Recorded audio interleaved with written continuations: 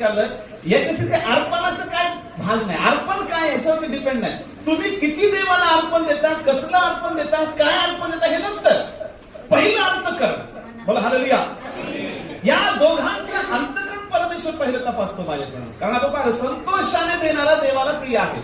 याचा अर्थ संतोष जर नसेल तर देवाला तो प्रिय नाही, त्याचं अर्पण स्वीकारणार नाही. मग या ठिकाणी कायनाचं अर्पण परमेश्वराने नाही स्वीकारलं. कायन आणि हाबेल दोघे भाव आहेत. एकाच ठिकाणी राहतात, संगतीनच राहतात, एकाच घरात वास करतात आणि एकाच देवाची भक्ती करतात. परंतु त्या ठिकाणी त्यांनी कायन जो आहे हा कायनाचं अर्पण जे त्यांनी द्राक्ष, संत्रे, पेरू, चिक्कू, ऍपल असं काय समजा त्याच्या शेतातलं आणलं आणि देवाला अर्पण करायला गेला तर त्याचं अर्पण काय स्वीकारलं नाही.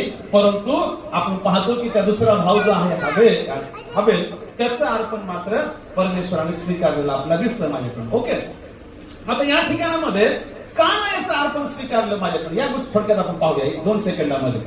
म्हणजे काय याचं अर्पण नाही स्वीकारण्याचं कारण काय समजून घ्या. उत्पत्ती 4 अध्याय 1 आणि 2 वचन इथं लिहिलेलं आहे बघा. आदामाने आपली स्त्री हवाईला जाणले, ती गर्भवती होऊन तिने कायनाला जन्म दिला.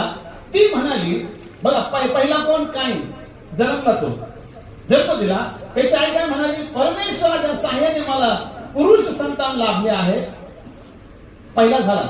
नंतर तिने त्याचा भाव हाबेल ह्याला जन्म दिला. हाबेल मेंढपाळ झाला पण कायन शेतकरी झाला. इथं त्याचं गुप्त आहे माझ्या. काही गोष्टी परमेश्वराने झाकून ठेवल्या त्या आम्हाला प्रार्थनेतून बाहेर काढायच्या. इथं कळतं कायन आणि हाबेल दोघे भाऊ एकाच देवाची भक्ती करणारे, एकाच घरात राहणारे, एकाच आईबापाचे लेकर, चांगलं जीवन त्यांच्यासाठी आदाम आणि हवेचे लेकर आहेत. ज्या आदामाला आणि हवेला देवबापाने बनवलं त्याचे लेकर ते आहेत. त्यांना परमेश्वरच माहिती आहे, परमेश्वराची ते भक्ती करतात.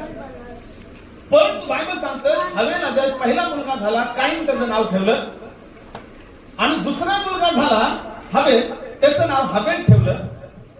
पण जोपर्यंत पहिला मुलगा आहे कायनाने काहीच काम केलं नाही माझ्या. समजून घ्या. हाबेल होण्याच्या आत कायनाने काही काम केलेलं नाही. कायन झाला, हाबेल बी झाला, लहानाचे मोठे झाले.